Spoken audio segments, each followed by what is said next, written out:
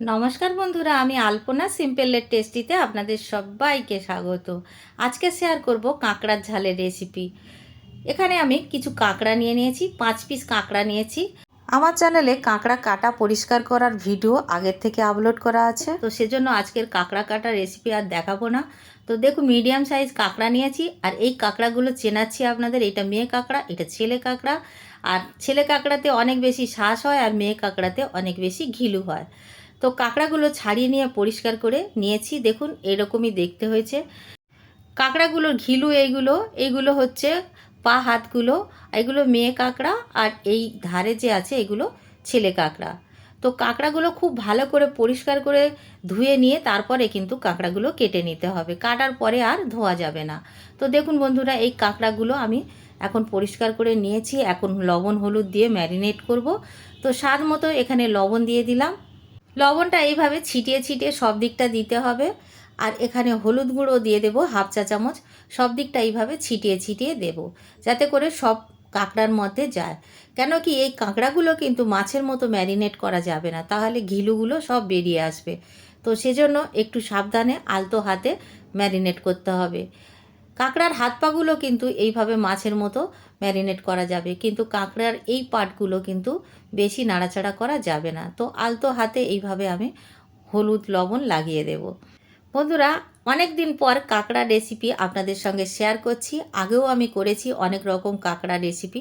তো অনেক দিন পর কাঁকড়া রেসিপি শেয়ার করছি একেবারে অন্য রকমভাবে, কাঁকড়ার ঝালের রেসিপি। তো দেখুন বন্ধুরা, আলতো হাতে সব কিছু লবণ হলুদ মাখিয়ে নিয়েছি।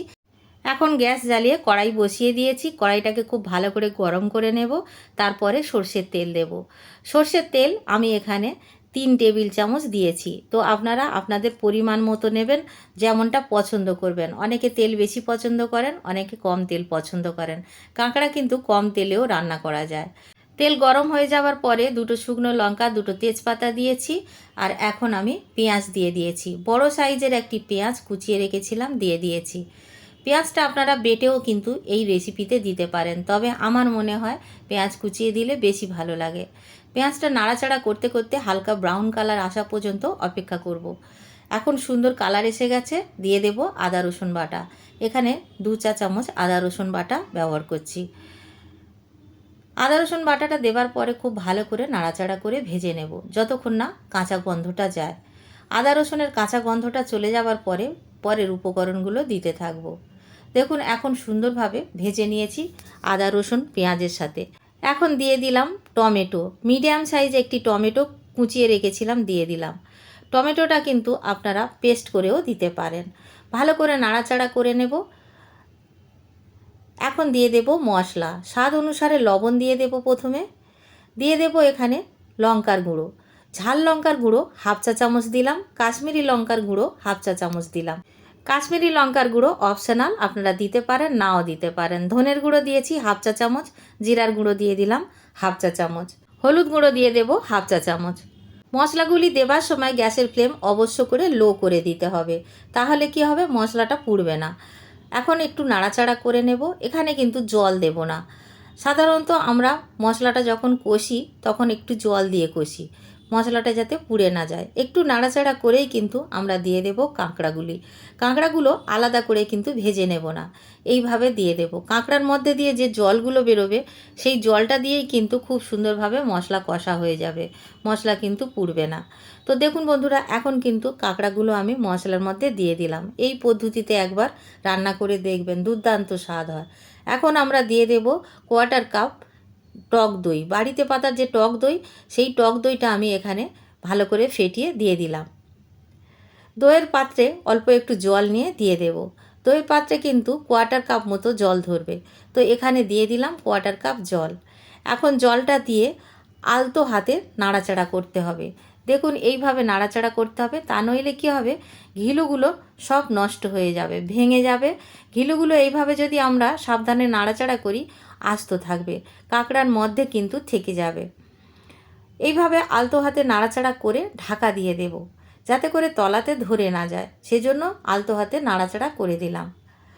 লো ফ্লেমে রেখে 5 মিনিট রান্না হতে দেব। 5 মিনিট পর ঢাকা খুলে একবার নাড়াচাড়া করে দেব।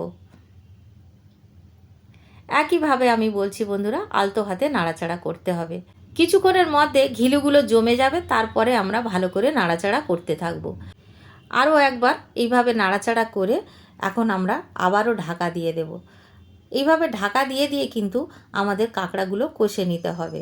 তো দেখুন কাঁকড়াগুলো কিন্তু খুব সুন্দরভাবে কষা হয়ে গেছে। এখন আরও একবার ঢাকা দিয়ে দেব। 4 মিনিটের জন্য ঢাকা দিয়ে দিলাম। 4 মিনিট পরে ঢাকাটা খুলে আবারও একবার নাড়াচাড়া করে দেব। দেখুন কাঁকড়ার থেকে কতটা জল বেরিয়েছে, আর অল্প একটু জল দিয়েছিলাম। সব মিলিয়ে কিন্তু কাঁকড়াটা খুব সুন্দরভাবে কষা হচ্ছে। এইভাবে আলতো হাতে নাড়াচাড়া করতে করতে কাঁকড়াগুলো আমি কষে নিয়েছি। দেখুন কত সুন্দর কষা হয়ে গেছে। বন্ধুরা, আজকের ভিডিও যদি একটুও ভালো লাগে একটা লাইক করে দেবেন। আমার চ্যানেলে নতুন বন্ধু হলে প্লিজ একটা সাবস্ক্রাইব করে দেবেন। পাশে থাকা বেল আইকনটি অবশ্য করে প্রেস করে দেবেন, যাতে করে যে কোনো ভিডিও আমি আপলোড করব আপনাদের কাছে সহজে পৌঁছে যায়। তো দেখুন আমাদের আজকের কাঁকড়া কষা কিন্তু হয়ে গেছে। এখন আমরা দিয়ে দেব জল। তো দেখুন এখানে কিন্তু বেশি জল দিলে হবে না। এখানে আমরা কাঁকড়ার ঝাল করব, সেজন্য পরিমাণ মতো জল দিতে হবে। যে পরিমাণে আমি দেখাচ্ছি এই পরিমাণে জল দেবেন, দেখবেন খুব সুন্দরভাবে মাখো মাখো একটা কাঁকড়ার ঝাল রেডি হয়ে যাবে। 1 কাপ জল দিয়ে দিলাম। জল দিয়ে ভালো করে নাড়াচাড়া করে মশলাগুলো মিশিয়ে নেব। এখন আমরা ঢাকা দিয়ে দেব। ঢাকা দিয়ে সেদ্ধ হতে দেব কাঁকড়াটাকে।